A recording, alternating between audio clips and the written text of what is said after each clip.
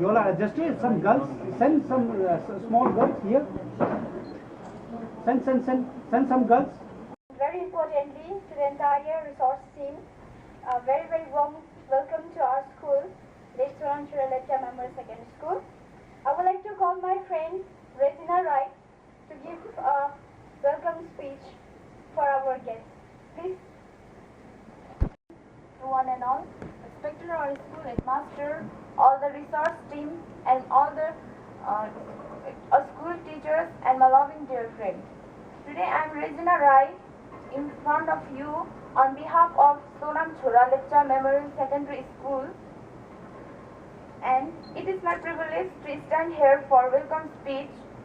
First, I would like to welcome the resource team, B.K. Bhagwan, Bhaiji sir, B.K. sister, ma'am. र सबै वाइटै white देख्दाखेरि तपाईलाई अलिकति लाग्दै होला कि आज एक्चुअली तपाईहरुलाई को बीचमा पठाउनुको रिजन पनि एउटा छ कि तपाईहरुको माइन्ड पनि क्लीन छ है, स्कुल पनि क्लीन छ र त्यही कारण हामी जो नलेज दिनु आएको छौं त्यो पनि भ्याल्यू को नलेज छ, मोरल भ्याल्यू है। र मोरल भ्याल्यू सँग कनेक्टेड जति पनि कुराहरु छ त्यो चाहिँ हाम्रो लाइफ सँग जति पनि हाम्रो लाइफमा चाहिँ हामी क्लीन एन्ड दुईटै कनेक्ट हुनु पर्यो, किनभने आज हामी देख्छौं कि हेड त हाम्रो पुरा राम्रो भएर जान्छ, हेडलाई बनाउनुको लागि चाहिँ हामी स्कुलमा आउँदैछौं, तर हाम्रो हार्ट चाहिँ ब्रेक हुँदै जाँदैछ नि त है। र हेड र हार्ट अन्त ह्यान्ड, हेड हार्ट र ह्यान्ड को चाहिँ ब्यालेन्स हामीले कसरी राख्नु त्यसको विषयमा चाहिँ हामी मोरल भ्याल्यू बाट चाहिँ हजुरहरूलाई बुझाउँछौं। र आज अब कतिजनाको बीचमा परिचित पनि हुनुहुन्छ र हामी ब्रह्मकुमारी राजयोगा मेडिटेसन सेन्टर पाल्चोक मङ्गनबाट छौं र यसरी हाम्रो फुल नेम चाहिँ यो छ प्रजापिता ब्रह्मकुमारी ईश्वरीय विश्वविद्यालय राजयोगा मेडिटेसन सेन्टर भनी एस्टाब्लिश भएको र अहिले तपाईको 147 कन्ट्रीमा चाहिँ हाम्रो सेवाहरू चल्दैछ है। 8500 हाम्रो ब्रान्चेसहरू छ र तपाईको 12 लाख चाहिँ हाम्रो यहाँ रेगुलर स्टुडेन्ट्स छन् र हामी जो यहाँ नलेज दिन्छु पीस, प्योरिटी र प्रोस्पेरिटी लाइफमा हामीले कसरी मेन्टेन गरेर चल्नु त्यसको विषयमा दिन्छौं। र जसरी हाम्रो यहाँ जति पनि क्लासेसहरू हुन्छ यो हाम्रो बेसिक कोर्सेस छ है, रुरल विङहरू छ र अर्को तपाईको स्पोर्ट विङहरू पनि छ, त्यसरी गरेर 20 विङ छ र यसरी नै ब्रह्मकुमारीद्वारा धेरै वर्गहरूद्वारा पनि हाम्रो रुरल विङद्वारा पनि सेवा गरि उहाँहरूले एन्ट्री गर्नु भएको छ हाम्रो पनि। र यसरी नै तपाईको हामी जति पनि क्लासेसहरू जग्गा जग्गामा लिन्छौं यसको हाम्रो मूल उद्देश्य यही हुन्छ। यसरी अहिले हाम्रो बीचमा आउनु भएको छ माउन्ट आउनु हुँदैछ र उहाँले चाहिँ अहिलेसम्मको बीचमा चाहिँ र उहाँको जो बचपनदेखिको लाइफ हिस्ट्री छ त्यो सुन्नुभयो भने तपाईलाई यस्तो लाग्छ कि साँच्चै नै हामी कहिले पनि होपलेस चाहिँ हुनु हुँदैन रहेछ, अलवेज हामी होपफुल भएर हिँड्नु पर्ने रहेछ भन्ने चाहिँ हामी उहाँको लाइफ हिस्ट्रीसँग अलिकति प्रेरणा आउँछ हामीलाई। अर्को चाहिँ वहाँ 35 साल तो असली घर हमारा कौन सा? चांद सूरज तारांगन के पार परम धाम शांति धाम, वो हमारा घर है। आपके पिताजी के पास तो रोज जाते होंगे, लेकिन आत्मा के पिताजी के पास कभी जाते हैं? अपने असली जो पिता है, पिताओं का भी पिता है, उसके पास कभी जाते हैं? कौन सी ट्रेन जाते हैं, कौन सी बस से जाते हैं? उसको ध्यान से जाते हैं, ध्यान अर्थात मन बुद्धि से जाकर उनसे बातें करो, इसको कहते हैं स्पिरिचुअलिटी, आध्यात्मिकता। अगर शेर एक हाट पर पानी पीते थे और अब क्या हो जाएगा? अगर शेर गाय को देख लेगा तो क्या करेगा? खा देगा। क्यों? भाई और भाई एक खाने में खाना नहीं खाता, देखना भी नहीं चाहता एक दूसरे। मानव बिगड़ा, प्राणी बिगड़ी, प्रकृति भी बिगड़ी। भूकंप होता है मतलब क्या होता है? प्रकृति कहते हैं तुम जाओ यहाँ से, हटो, इसीलिए हिल रहे, जाओ तुम यहाँ से निकलो। तंग आ गई प्रकृति, क्यों? डिसिप्लिन छूट गया। इसलिए डिसिप्लिन में रहना है शिक्षा का उद्देश्य। आगे का शब्द आता है यू मोर अंडरस्टैंडिंग, समझ। हम समझेंगे कि इसने अक्षर ज्ञान लिया, एजुकेशन नहीं लिया, तो ये सब सीख के जाना है। और ऐसे बच्चे समाज की परीक्षा में फेल नहीं होंगे, इसलिए हमें ये सीखना है। वास्तव में विद्यार्थी का भी अर्थ है, विद्यार्थी, उसको इंग्लिश में क्या बोलते हैं? स्टूडेंट। लिखो स्टूडेंट, पहला शब्द कौन सा आता है? यस, यस फॉर सैक्रिफाइस, जिसके अंदर त्याग की भावना हो। लेकिन आजकल के बच्चों में त्याग नहीं है। एकता सीखना उसको कहेंगे स्टूडेंट। आगे का शब्द आता है D, D for determination. Determination मतलब समर्पण भाव। हमारा भाव कैसा चाहिए?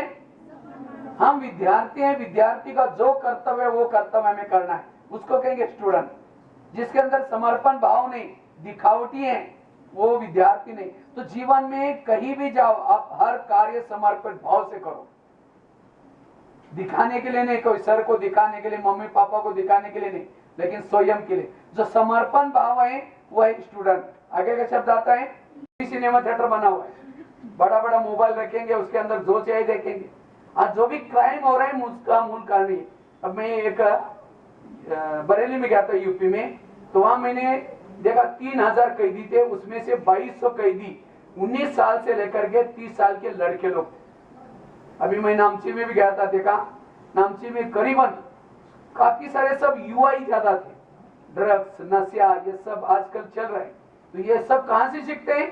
सिनेमा, टीवी से। इसलिए हमेशा इससे बचना है। देखो, लेकिन क्या देखो, राम क्लीन हो जाएंगे। आजकल एक अभियान चल रहा है गवर्नमेंट का, स्वच्छता अभियान। लेकिन केवल ये सफाई नहीं, लेकिन अंदर की भी स्वच्छता, मन की भी स्वच्छता। अगर आंखों ने टीवी देखा, गलत चीज है, ये भी अस्वच्छता है। कानों ने बुरी बातें सुनी, डिस्को वाली बातें, फिल्में सुनी, गीत सुना, ये भी अस्वच्छता है। मुख ने गाली दी, ये भी अस्वच्छता है। इसलिए शरीर की स्वच्छता, मन की स्वच्छता, और जहाँ स्वच्छता है वहाँ सरस्वती निवास करती है। जब सरस्वती आएगी उसके साथ कौन आएगी?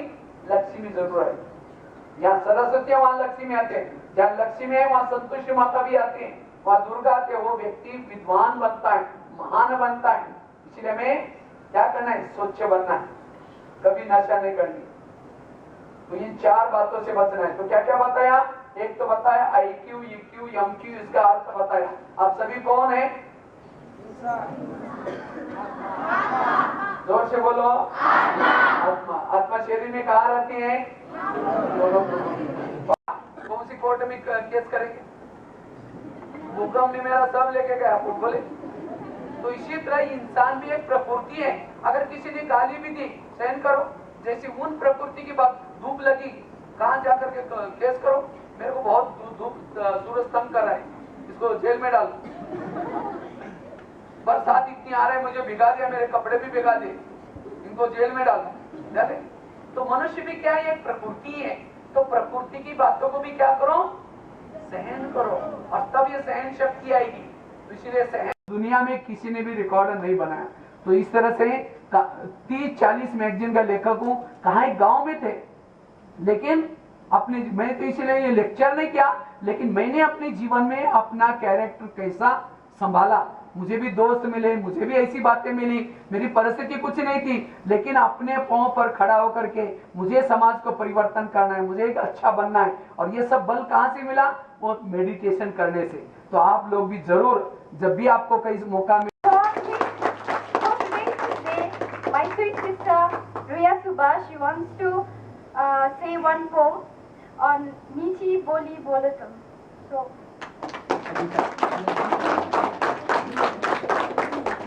प्रणाम सभी को। आज मैं आप लोगों को एक कविता सुनाना चाहती हूँ, और उस कविता का नाम है मीठी बोली बोलो। मीठी बोली बोलो, जब अपना मुंह खोलो तुम, मीठी बोली बोलो तुम, जग में आदर पाओगे तुम, अच्छे कहलाओगे। कोयल मीठी गाती है, सबका जी बहलाती है, तोता सबको भाता है और मीठी बात सुनाता है। सच्चा गुरु ये जानो तुम, बता हमारी मानो तुम, जब अपना मुंह खोलो तुम, मीठी बोली बोलो तुम। मीठे शब्द सुनाओ सबको, मीठे गान सुनाओ सबको, जहाँ कहीं भी जाओ तुम, मीठी बोली बोलो तुम। धन्यवाद।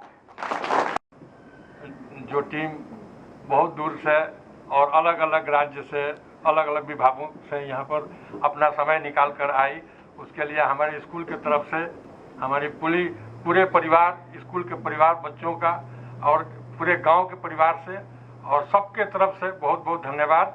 क्योंकि इस वातावरण को एकदम धार्मिक बना देने के लिए हम सभी टीम को बहुत धन्यवाद देता हूं।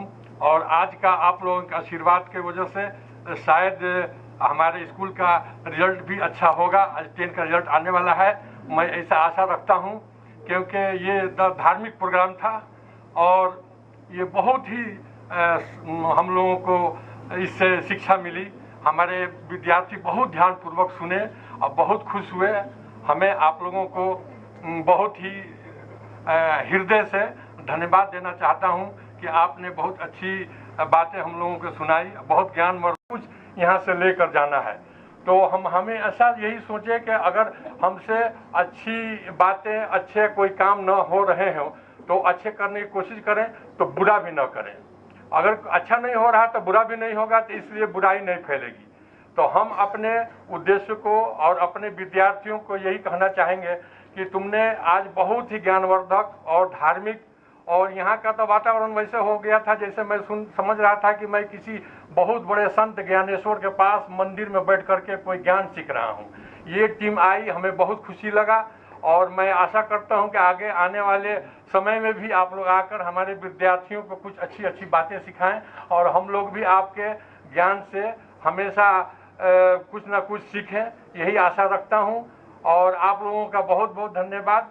और हमारे पूरे टीम, स्कूल के टीम के तरफ से आप सारे सज्जनों को कोटि कोटि प्रणाम है और आप लोगों का धन्यवाद देते हुए मैं अपना ये यहीं ख़त्म करता हूँ। धन्यवाद।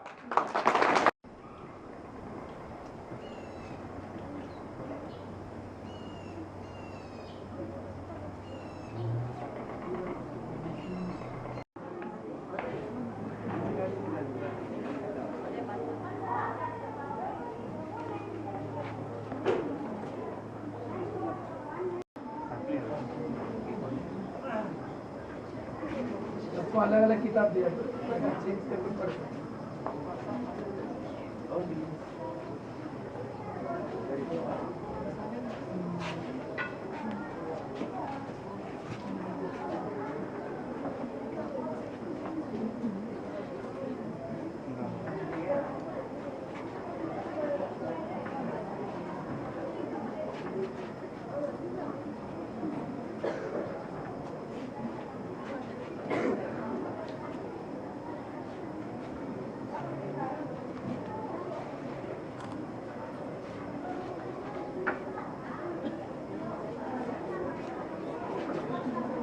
शिक्षा छिटो हुनुपर्छ ल।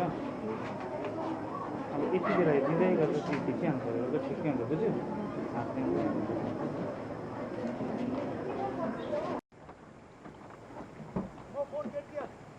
हिँड्यो भन्दिनुहोस् न, हलमा